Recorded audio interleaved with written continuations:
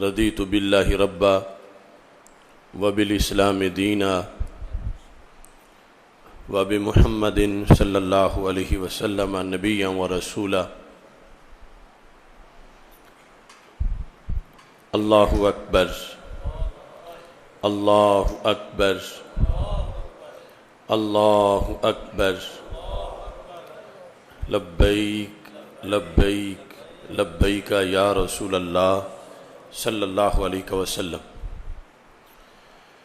الحمدللہ وحدہ والصلاة والسلام علی من لا نبی بعدہ وعلی آلہ واصحابہ الذین اوفوا عہدہ، اما بعد فاعوذ باللہ من الشیطان الرجیم،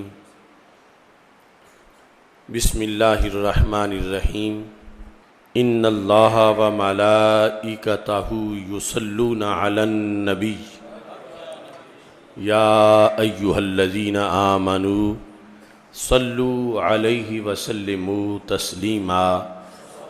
الصلاۃ والسلام علیک یا سیدی یا رسول اللہ وعلی آلک واصحابک یا حبیب اللہ۔ الصلاۃ والسلام علیک یا سیدی یا خاتم النبیین وعلی آلک واصحابک یا اول النبیین و یا آخر النبیین۔ مولاي صل وسلم دائما ابدا على حبيبك خير الخلق كلهم، منزه عن شريك في محاسنه فجوهر الحسن فيه غير منقاسم، محمد تاج رسل الله قاطبة، محمد صادق الأقوال والكلم، محمد ذکرہ روح لانفسنا، محمد شکرہ فرد علی الامم۔ رب صل وسلم دائما ابدا علی حبیبک خیر الخلق کلہم۔ اللہ تبارک و تعالی جل جلالہ وعم نوالہ وتم برہانہ وعظم شانہ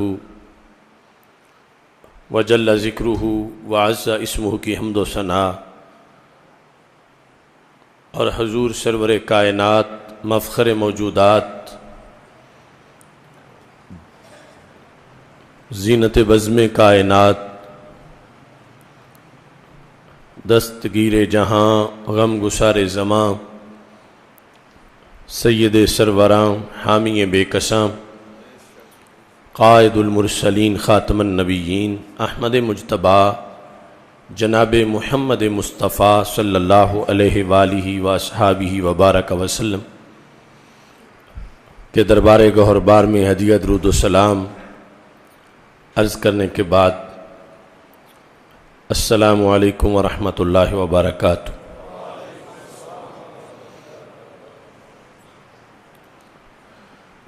رب ذوالجلال کے فضل اور توفیق سے آمد رمضان سے ایک دن پہلے جمعۃ المبارک کے مقدس لمحات میں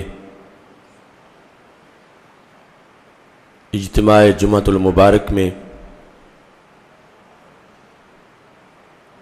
مرکز صراط مستقیم جامع مسجد رضا مجتبیٰ میں ہم سب کو شرکت کی سعادت حاصل ہو رہی ہے۔ میری دعا ہے خالق کائنات جل جلالہ صحت و عافیت کے ساتھ ہمیں ماہ رمضان المبارک میں روزے رکھنے، تراویح پڑھنے اور دیگر اعمال صالحہ کی توفیق عطا فرمائے۔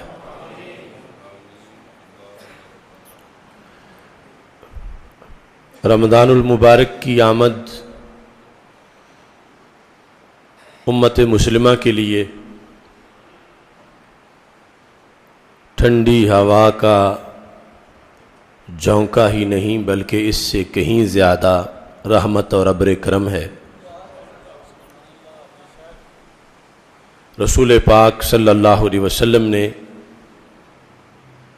رمضان سے ایک دن پہلے صحابہ کرام رضی اللہ تعالی عنہم کو فرمایا قد اظلکم شہر عظیم شہر مبارک، کہ تم پہ سایہ فگن ہے وہ مہینہ جو کہ عظمت والا مہینہ ہے اور برکت والا مہینہ ہے۔ تو اس بنیاد پر امت مسلمہ کے لیے یہ خوشخبری ہے، وباؤں بلاؤں سے نجات کے لیے، برکات رحمتوں کے ہمراہ، سعادتوں بخشش و مغفرت کے ہمراہ امت مسلمہ کو نوازنے کے لیے اللہ کی طرف سے رمضان کا مہینہ بالکل قریب آ گیا ہے۔ انشاءاللہ اس کی برکت سے امت مسلمہ کو مایوسیوں سے نجات ملے گی، گناہوں کے بوجھ سے نجات ملے گی، رزق میں اضافہ ہوگا، چونکہ رسول اکرم صلی اللہ علیہ وسلم نے واضح لفظوں میں فرمایا شہر یزاد فیہ رزق المومن، کہ ایسا مہینہ آ گیا ہے کہ جس میں مومن کے رزق کو بڑھا دیا جاتا ہے۔ رزق کہ یہاں محدثین نے دو معنی بیان کیے، کہ اعمال صالحہ کو بھی رزق کہا جاتا ہے، اور دوسرا رزق کا جو عرف میں معنی سمجھا جاتا ہے وہ بھی مراد ہے کہ اس مہینے میں مومن کو اعمال صالحہ کی زیادہ توفیق میسر آتی ہے، اور عام مہینوں کے مقابلہ میں اس مہینے کے اندر نیکی کا کام کرنا آسان ہوتا ہے اور مومن زیادہ نیکیاں کما لیتا ہے۔ اور دوسرا یہ ہے کہ رزق میں بھی حصی طور پر بھی اضافہ ہوتا ہے۔ تو جن حالات میں امت مسلمہ گزر رہی ہے، لاک ڈاؤن کی وجہ سے رزق کی بندش کا سامنا ہے، تو انشاءاللہ رسول پاک صلی اللہ علیہ وسلم کے فرمان کے مطابق یقیناً رمضان آنے سے رزق میں اضافہ ہوگا، وہ اضافہ اعمال صالحہ کے لحاظ سے بھی اور وہ رزق کی حصی اور معنوی برکت کے لحاظ سے بھی امت مسلمہ کو اضافہ اللہ کے فضل سے میسر آئے گا۔ نبی اکرم نور مجسم شفیع معظم صلی اللہ علیہ وسلم نے اس سلسلہ میں مزید یہ بھی ارشاد فرمایا لو یعلم العباد ما فی رمضان، اگر بندوں کو پتہ چل جائے کہ رمضان المبارک میں کیا کچھ ہے، لتمنت امتی، تو ضرور میری امت یہ تمنا کرتی، ان یکون السنہ کلہا، کہ رمضان مہینہ نہ ہو بلکہ رمضان پورا سال ہو۔ اگر امت کو پتہ چل جائے کہ اس میں امت کو کیا کچھ ملتا ہے، تو لوگ کہیں پھر 29 یا 30 دن ہی نہیں، ہمیں پورے سال میں ہی ضرورت ہے کہ یہ ایسا موسم مہینے میں نہیں پورے سال میں ہی برقرار رہے کہ جس کے اندر اس قدر نوازشات ہیں۔ نبی اکرم نور مجسم شفیع معظم صلی اللہ علیہ وسلم نے رمضان کی خوشخبریاں سناتے ہوئے ساتھ رمضان المبارک کا جو حساس وقت ہے اس کی طرف بھی متوجہ کیا۔ جو چیز زیادہ قیمتی ہو وہ زیادہ حساس بھی ہوتی ہے۔ مثلا شب قدر 1000 مہینے سے بہتر ہے تو بہت قیمتی رات ہے، اس کی نوازشات بہت زیادہ ہیں، تو پھر حساس بھی بڑی ہے کہ اگر وہ رات گناہوں میں معاذ اللہ گزری تو پھر نقصان بھی بہت زیادہ ہوگا۔ جس لحاظ سے نیکی میں کثرت ہے، اگر کسی نے حق اس کا نہ ادا کیا تو پھر خسارہ بھی بہت زیادہ ہوگا۔ تو رسول اکرم صلی اللہ علیہ وسلم نے فرمایا فاتقوا شہر رمضان، رمضان کے مہینے سے ڈر کے رہو۔ فاتقوا شہر رمضان، رمضان کے مہینے سے ڈرو، یعنی یہ ایسی حساس چیز ہے کہ اس سے ڈرنا چاہیے، خطرہ بھی بڑا ہے۔ فاتقوا شہر رمضان، رمضان کے مہینے سے تم ڈر کے رہو۔ کیوں؟ فرمایا فَإِنَّهُ شہر اللہ، چونکہ یہ اللہ کا مہینہ ہے۔ یعنی ڈرنے کی جو وجہ بیان کی کہ اس کا ایک ایک دن بڑا قیمتی ہے، ڈر کے رہو کہیں غفلت نہ ہو جائے، ڈر کے رہو کہیں کوئی نماز نہ چھوٹ جائے، ڈر کے رہو کہیں روزے میں کوئی کمی نہ آئے، ڈر کے رہو کہیں تراویح میں سستی نہ ہو، ڈر کے رہو کہیں اس مہینے میں تم معصیت اور نافرمانی کی طرف نہ چل نکلو، ڈر ڈر کے رہو کہ یہ بڑا حساس وقت ہے، کیونکہ فَإِنَّهُ شَهْرُ اللَّهِ، یہ اللہ کا مہینہ ہے۔ اور فرمایا لَكُمْ أَحَدَ عَشَرَ شَهْرًا، تمہارے لیے 11 مہینے ہیں، ایک اللہ کا ہے۔ لَكُمْ أَحَدَ عَشَرَ شَهْرًا، تمہارے لیے 11 مہینے ہیں۔ کس لحاظ سے؟ تَأْكُلُونَ فِيهِ وَتَشْرَبُونَ، کہ جن مہینوں میں دن کے وقت تم کھاتے بھی ہو پیتے بھی ہو، تو یہ اس لحاظ سے 11 مہینے تمہارے لیے ہیں، اور ایک مہینہ سال میں اللہ کے لیے ہے۔ یعنی دن کا وقت جو ہے اس کے اندر کھانا پینا اللہ کی طرف سے منع کر دیا گیا۔ انشاءاللہ جب اگلا جمعہ ہوگا تو اس وقت سب پہ پابندی ہوگی کھانے پینے پر۔ وہی چیز جو آج کھانا جائز ہے اس دن اگلے جمعے روزے کی وجہ سے ناجائز ہوگی، ممنوع ہو جائے گی روزے کی وجہ سے۔ تو رسول پاک صلی اللہ علیہ وسلم فرماتے ہیں لَكُمْ أَحَدَ عَشَرَ شَهْرًا، تمہارے لیے 11 مہینے ہیں، تَأْكُلُونَ فِيهِ وَتَشْرَبُونَ، تم اس میں کھاتے بھی ہو پیتے بھی ہو، وَتَلَذَّذُونَ، اور تم اس میں لذت اٹھاتے ہو 11 مہینوں میں۔ وَجَعَلَ لِنَفْسِهِ شَهْرًا، رب نے اپنے لیے ایک ہی مہینہ رکھا ہے، تمہارے لیے 11 مہینے ہیں، اور ایک مہینہ رب ذوالجلال نے اپنے لیے رکھا ہے۔ یہ ذکر کر کے سرکار نے پھر فرمایا فاتقوا شہر رمضان، پھر رمضان سے ڈر کے رہو کہ رب ذوالجلال نے 11 مہینے تمہیں کھلی چھٹی دی ہے۔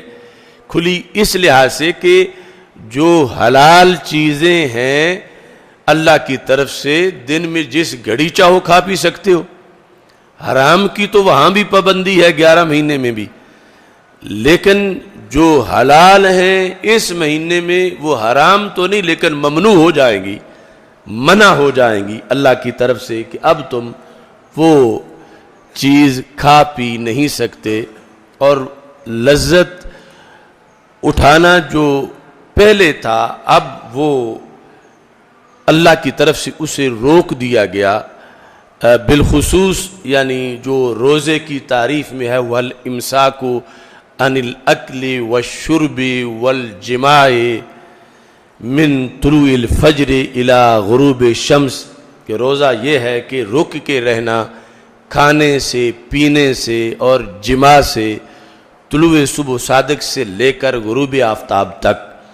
تو یہ رب ذوالجلال نے ایک مہینہ اپنے لیے قرار دیا، اور اسی مناسبت سے وہ حدیث بھی ارشاد فرما دی جو آدھی حدیث نبوی ہے اور آدھی حدیث قدسی ہے، کہ جس میں نبی اکرم صلی اللہ علیہ وسلم نے فرمایا کہ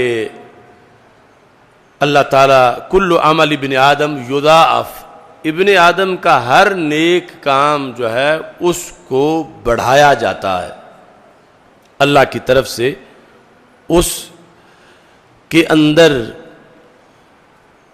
افزائش آتی ہے۔ الحسنہ تو ایک نیکی کے ساتھ رب 10 اور ملا دیتا ہے، الی 700 ضعفٍ 700 تک، الا الصوم سوائے روزے کے۔ آگے حدیث قدسی ہے کہ اللہ فرماتا ہے انہ لی وانا اجزی بہ، کہ روزہ میرے لیے اور اس کی جزا میں ہی دیتا ہوں۔ یعنی یہاں 700 تک نہیں بلکہ اس کی اتنی جزا ہے کہ فرشتوں کو بھی عدد معلوم نہیں کہ رب کہے کہ فرشتوں فلاں کو اتنا ثواب دے دو، کیونکہ ان کے علم میں ہی نہیں کہ وہ عدد جو روزے کے ثواب کے لیے استعمال ہو سکے۔ تو اللہ تعالیٰ فرماتا ہے یہ میں ہی جانتا ہوں کہ میں نے کتنا ثواب دینا ہے۔ تو یہ مناسبت ہے آگے کہ 11 مہینے تمہارے ہیں، ایک مہینہ میرا ہے، اور اگرچہ نماز بھی اللہ کے لیے ہے، حج بھی اللہ کے لیے ہے، زکوٰۃ بھی اسی کی رضا کے لیے ہے، جہاد بھی اسی کی رضا کے لیے ہے، لیکن سب سے جدا کر کے وہ کہتا ہے روزہ میرے لیے ہے۔ تو یہ اس خاص نسبت کی بنیاد پر رب ذوالجلال نے اسے عظمت دی، تو سرکار فرماتے ہیں فاتقوا شہر رمضان فإنہ شہر اللہ، رمضان کے مہینے کے تقدس کا بڑا ہی خیال رکھو چونکہ یہ اللہ کا مہینہ ہے۔ نبی اکرم نور مجسم شفیع معظم صلی اللہ علیہ وسلم نے دوسرے مقام پر رمضان المبارک کی عظمت کے لحاظ سے یہ ارشاد فرمایا، عائشہ صدیقہ رضی اللہ تعالی عنہا کہتی ہیں کان رسول اللہ صلی اللہ علیہ وسلم اذا دخل شہر رمضان شد مئزرہ، کہ نبی اکرم صلی اللہ علیہ وسلم جب رمضان کا مہینہ داخل ہوتا تھا تو کمر ہمت باندھ لیتے تھے، شد مئزرہ، ازار کہتے ہیں تہ بند کو، تو مشقت والا سخت کام کرنے کے لیے تہ بند کو اچھی طرح مضبوطی سے باندھا جاتا ہے۔ تو مراد اس سے ہے بہت زیادہ اہتمام کرنا۔ تو رسول اکرم صلی اللہ علیہ وسلم تو رمضان المبارک کے علاوہ بھی یعنی اتنی کثرت سے عبادت کرتے تھے کہ پاؤں میں ورم آ جاتا تھا، اور ورم ہی نہیں بلکہ پھٹن تک کے الفاظ موجود ہیں، لیکن یعنی پھٹن قیام کی وجہ سے کہ سوجے اور سوجنے کے بعد پھر بھی جب مزید قیام کیا گیا تو وہ پھٹنے تک پہنچ گئے، لیکن رمضان المبارک میں اس سے بھی زیادہ نبی اکرم صلی اللہ علیہ وسلم اہتمام کرتے تھے کہ میری امت اہتمام کرے کہ میری ہر گھڑی جو قرب خدا میں گزرتی ہے اور میرے نامہ اعمال میں گناہ نام کی کوئی چیز نہیں، دور دور تک کوئی دھبا نہیں معصیت کا، اور اس کے باوجود میں رمضان میں اس قدر بندگی کرتا ہوں، تو میری امت تک جب یہ بات پہنچے تو انہیں شوق پیدا ہو کہ وہ مہینہ آیا ہے کہ جس مہینے میں نبی اکرم نور مجسم شفیع معظم صلی اللہ علیہ وسلم عام مہینوں کے مقابلے میں مزید زیادہ بندگی کا اہتمام فرماتے تھے۔ ثم لم یأت فراشہ حتی ینسلخ، عائشہ صدیقہ رضی اللہ تعالی عنہا فرماتی ہیں کہ اس قدر کمرے ہمت باندھتے تھے کہ رمضان کا جب چاند طلوع ہوتا تھا تو اس کے بعد رمضان گزرنے تک بستر پر آپ کا پہلو لگتا ہی نہیں تھا۔ لم یأت فراشہ، اپنے بستر کے پاس نہیں آتے تھے، حتی ینسلخ، یہاں تک کہ پورا مہینہ گزر جائے۔ اور اس میں پھر مزید جو ہے وہ یہ ہے کہ پہلے عشرے سے پھر دوسرے عشرے میں مزید کثرت، اور دوسرے سے پھر تیسرے عشرے میں مزید کثرت۔ وَأَيْقَظَ أَهْلَهُ، کہ رسول اکرم صلی اللہ علیہ وسلم پھر اپنے اہل کو بھی اس میں بیدار رکھتے عبادت کے لیے۔ تو یہ اس مہینے کے آمد سے پہلے ہمیں اس کی ایک ایک گھڑی کی قدر و قیمت جاننی چاہیے تاکہ کوئی ایک گھڑی بھی ضائع نہ ہو۔ چونکہ موسم بہار اگر گزر جائے، حالانکہ بندے کے پاس زمین بھی تھی، بیج بھی تھا، اور بیج کاشت کرنے کے وسائل بھی تھے، مگر اس کے باوجود اگر خدا نخواستہ وہ بیج کو کاشت نہ کر سکا تو بہار کا اسے فائدہ کیا ہوگا، زمین کا اسے فائدہ کیا ہوگا، بیج کا اسے فائدہ کیا ہوگا۔ یعنی جب اس نے کاشت ہی نہیں کیا تو کل جب لوگ کٹائی کریں گے تو یہ کس چیز کی کٹائی کرے گا؟ جب لوگ اپنا خرمن تولیں گے، بوریاں بھریں گے اناج کی، تو یہ کس چیز کی بھرے گا؟ اس نے تو کاشت ہی کچھ نہیں کیا، کاشت کرتا تو پھر پیداوار اس کو ملتی۔ تو اب وہ موسم شروع ہونے والا ہے بیج بونے کا، کہ جس کی پیداوار عید کے دن نظر آئے گی، اور اگر بیج بونے کے دن معاذ اللہ کسی نے سو کے گزار دیے تو پھر کٹائی کس چیز کی وہ چاہتا ہے، پھر بوریاں کس چیز سے بھرنا چاہتا ہے؟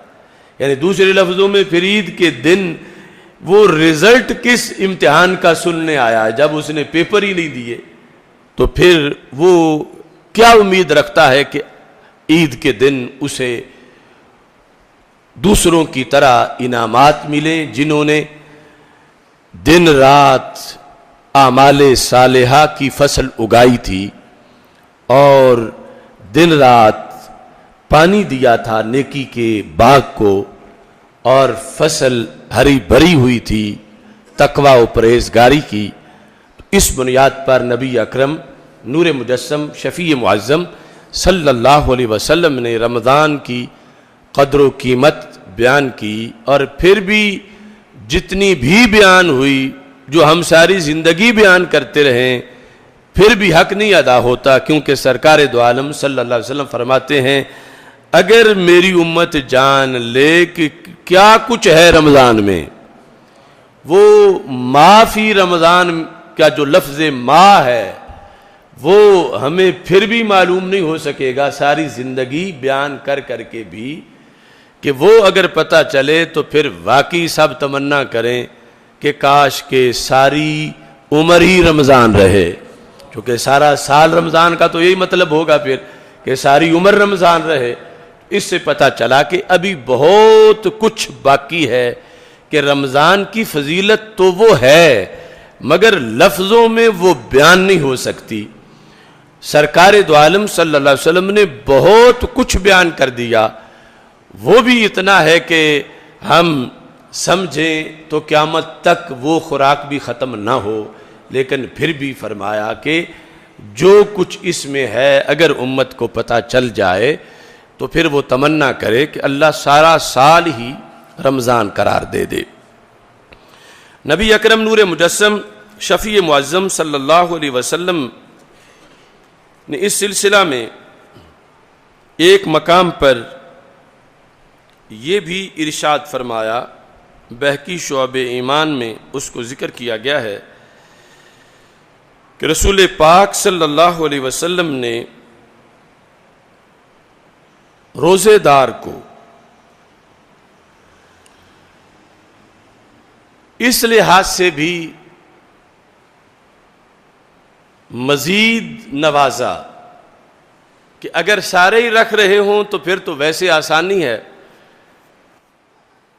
کیونکہ جب ماحول بنا ہوا ہو تو سب کے لیے آسانی ہوتی ہے.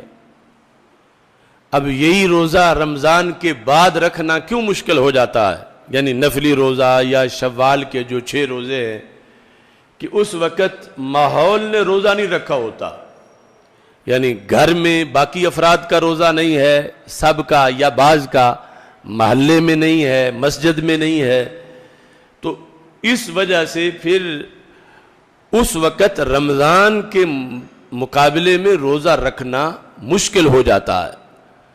اور اگر خدا نخواستہ کہیں ایسا ماحول ہو کہ رمضان میں بھی کچھ لوگ کسی گھر میں روزہ نہیں رکھتے یا کسی دفتر میں روزہ نہیں رکھتے یا کہیں کسی سوسائٹی کے اندر روزہ نہیں رکھتے، تو اب اس روزے دار کو مشکل پیش آتی ہے کہ دفتر میں یہ اکیلا اس نے روزہ رکھا ہے، باقی کھا پی رہے ہیں، تو اس کو اس لحاظ سے اب زیادہ آزمائش سے گزرنا پڑتا ہے کہ بار بار اسے کھانے پینے کا خیال آتا ہے اور اس کو پھر اپنے آپ کو سمجھانا پڑتا ہے.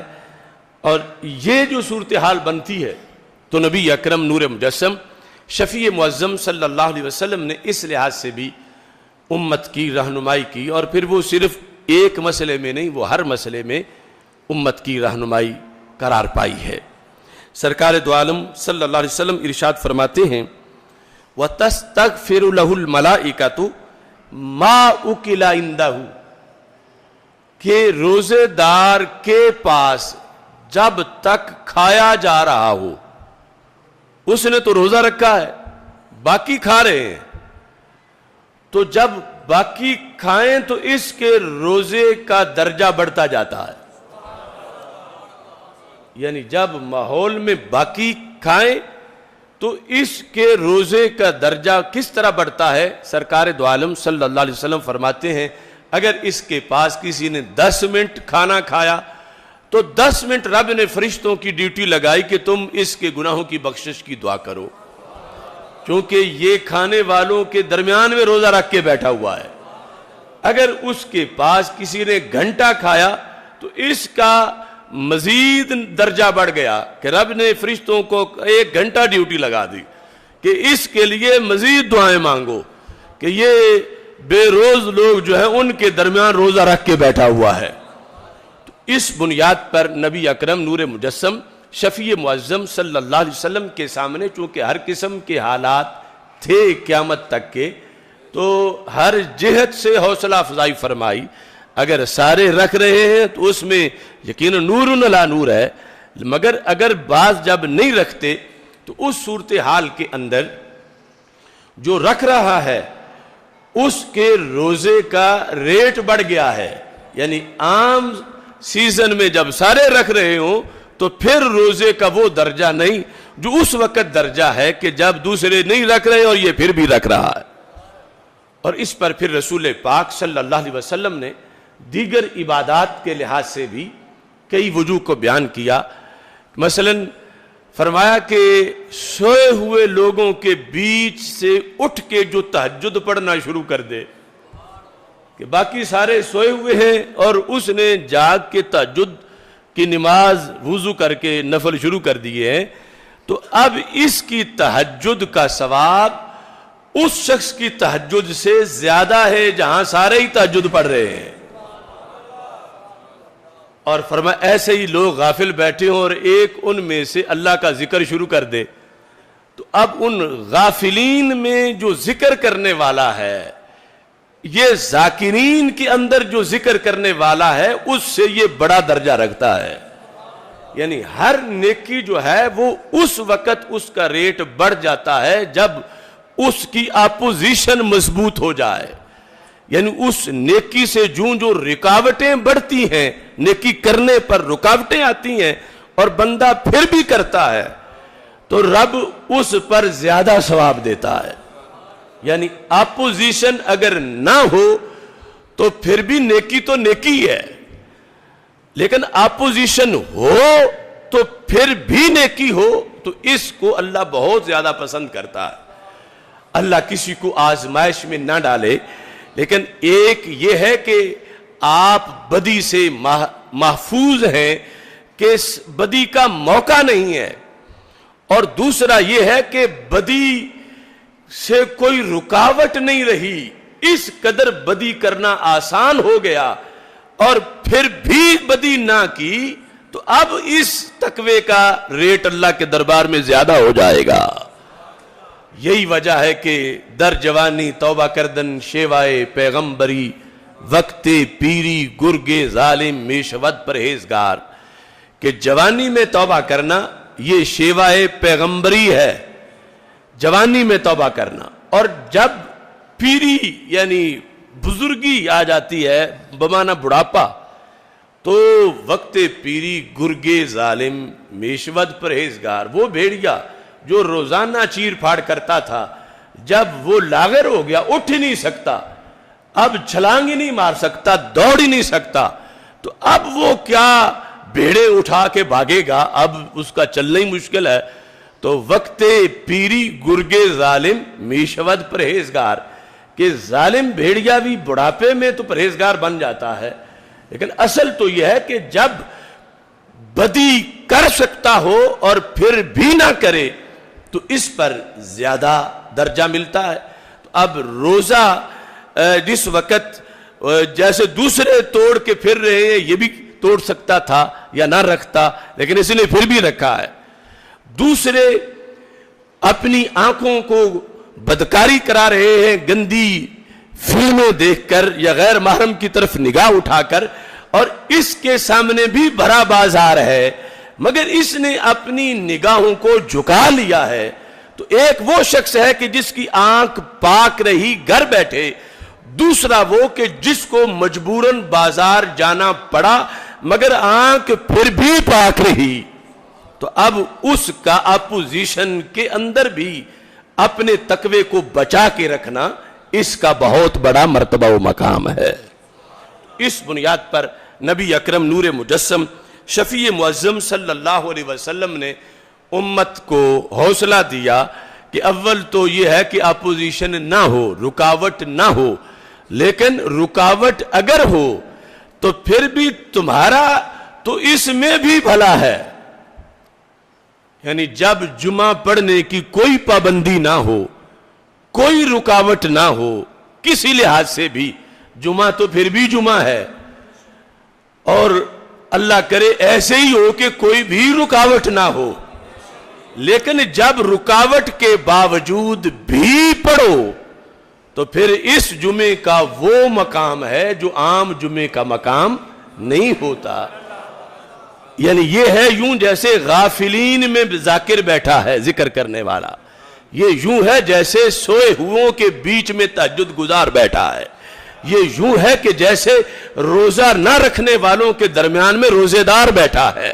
تو اس بنیاد پر مومن کی تو پانچوں گھی میں ہے، تو کبھی بھی مومن کو نا امید اور مایوس نہیں ہونا چاہیے، اس واسطے کہ یہ امت ہے ہی ایسی کہ نبی اکرم نور مجسم شفیع معظم صلی اللہ علیہ وسلم نے ہر جہت میں اس کے لیے حالات کے لحاظ سے اس کے درجات کا اعلان کیا ہے اور اس کے لیے ایسی رہنمائی کی ہے کہ جس سے یہ نا امید نہیں ہوتا، جس سے یہ پریشان نہیں ہوتا، بلکہ اس کی مایوسیں، اس کی امیدیں ہمیشہ ہری بھری رہتی ہیں۔ کوئی روکتا ہے تو پھر علیحدہ میرٹ ہے، نہیں روکتا تو پھر علیحدہ موج ہے۔ تو اس بنیاد پر نبی اکرم نور مجسم شفیع معظم صلی اللہ علیہ وسلم نے ہر جہت میں اتنے جامع فرمان اس امت کو عطا کیے، اس قدر جامع طریقے سے کہ جو اگر اپوزیشن اور رکاوٹ نہیں بنتی تو پھر بھی ظاہر ہے کہ بڑی آسانی ہے، نیکی ہے، لیکن اگر بنتی ہے تو اس کے سامنے جو لیٹ نہ جائے بلکہ اس کے ہوتے ہوئے بھی جو عمل کر کے دکھائے اپنا طریقہ اسلام کا جو ہے، تو اس پر رب ذوالجلال عام دنوں کے مقابلے میں زیادہ ثواب عطا فرماتا ہے۔ اس وقت رمضان المبارک کی آمد سے قبل آج کا یہ ہمارا جمعہ، اس میں تراویح کی ادائیگی کے لحاظ سے مکمل تیاری ذہنی طور پر ہونی چاہیے، اور جس پر امت کا اجماع ہے وہ 20 رکعت تراویح ہے۔ قیام اللیل اور چیز ہے، تہجد اور چیز ہے، تراویح اور چیز ہے۔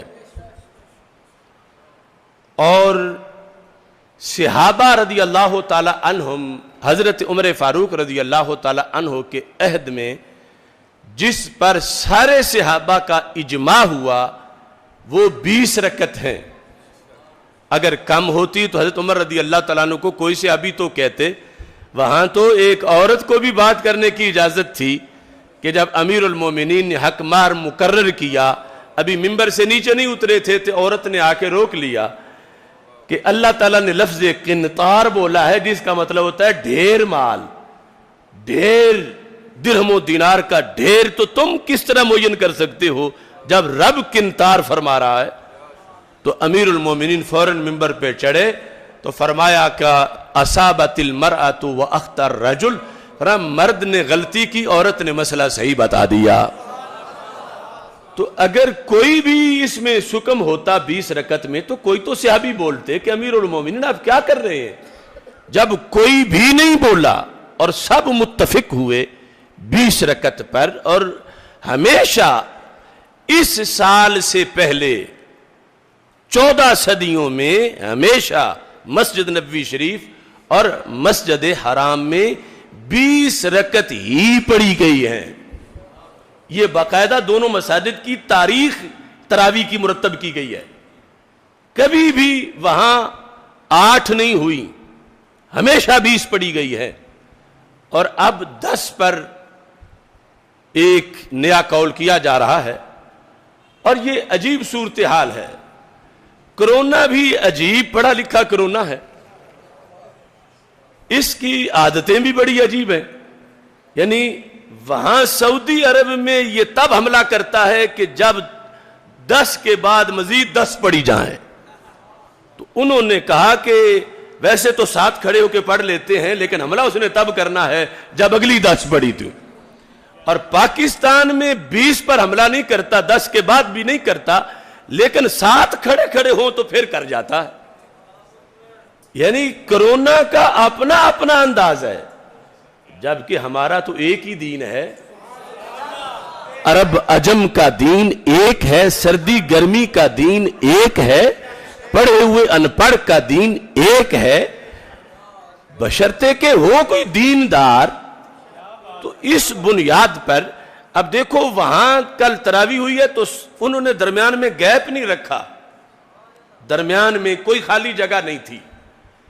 اور ہمیں جو ادھر کہتے ہیں کہ ان کی تقلید کرو، ان کو دیکھو، ان کو دیکھو، تو اب ہم حکومت وقت کہتے ہیں کہ اب بھی ان کو دیکھو۔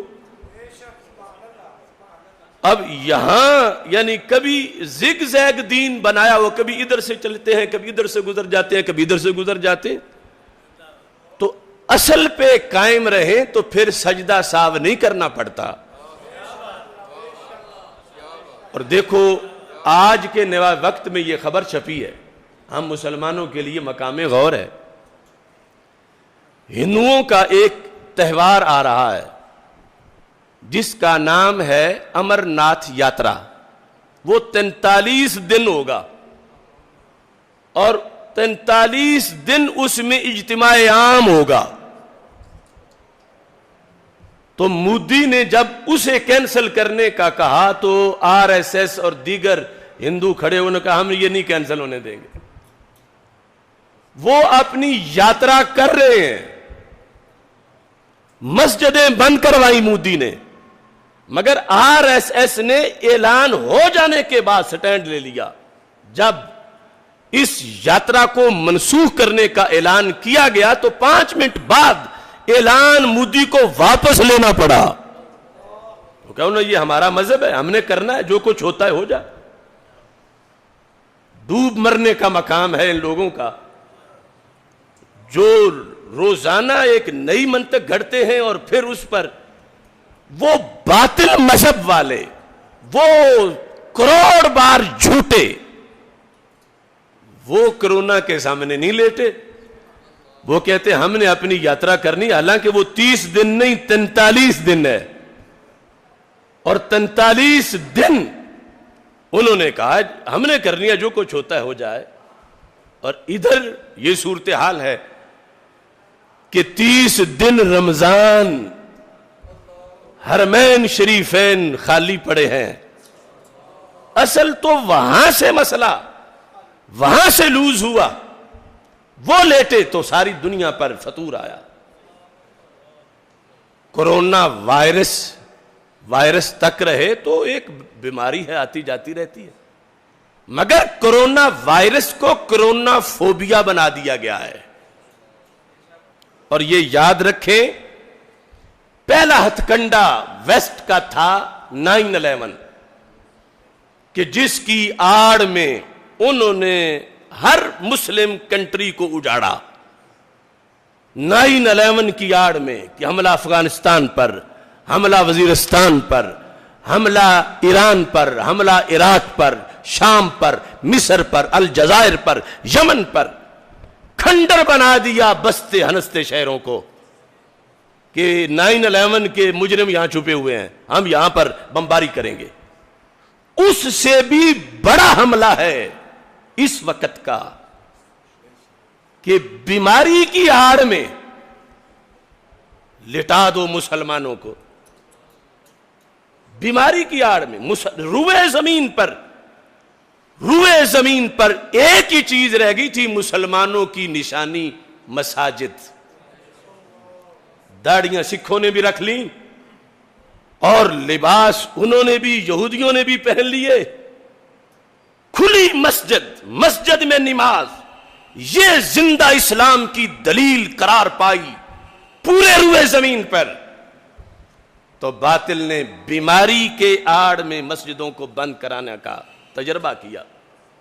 اور پھر اگر بند نہیں ہوتی تو یوں کھڑا کرو کہ ثابت ہو, امریکہ کہے کہ میں تو تمہاری مسجدوں کے اندر تمہاری نمازوں تک پہنچ چکا ہوں بدلوانے میں, تم کیسے اکڑتے ہو میرے سے. اگر کسی کو نہیں تو یہ جو ٹرمپ کا انگلش میں انٹرویو اگلے دن آیا ہے وہ سن لو. وہ کیا کہہ رہا ہے, نمازیوں کے بیچ میں فاصلہ ٹرمپ اپنی تجویز دے رہا ہے. وہ گدھا کون ہوتا ہے ہمارے رسول علیہ السلام کے حکم کے سامنے. اور پھر جو ادھر سے آتی اس کے لیے آگے ہائر کر لیے جاتے ہیں, کوئی اصحاب فتویٰ, کوئی اصحاب تقویٰ, کوئی یہ کوئی وہ. ارے بیماری ہے, مگر بیماری کی آڑ میں دین کو تو صفایا نہ کرو. شاعر اسلام دین, نماز, تراویح, صف, فرشتوں کی بنی ہوئی تصویر پر مسلم امہ کی صف, سرکار کا حکم تراسو تراسو تراسو, مل کے کھڑے ہو, مل کے کھڑے ہو, مل کے کھڑے ہو. کون جواب دے گا سرکار کو صلی اللہ علیہ وسلم؟ سرکار نے اس کو جس نے صف کے پیچھے علیحدہ نماز پڑھی آگے جگہ موجود تھی فرمایا اعد صلاتک نماز پھر پڑھ فإنہ لا صلاۃ لک تیری کوئی نماز نہیں ہوئی. کون جواب دے گا ان حدیثوں کا؟ تو اس بنیاد پر سونا جنگل رات اندھیری چھائی بدلی کالی ہے، سونے والوں جاگتے رہنا چوروں کی رکھوالی ہے. آنکھ سے کاجل صاف چرا لیں یا وہ چور بلا کے ہیں، تیری گٹھڑی تاکی ہے اور تو نے نیند نکالی ہے. آج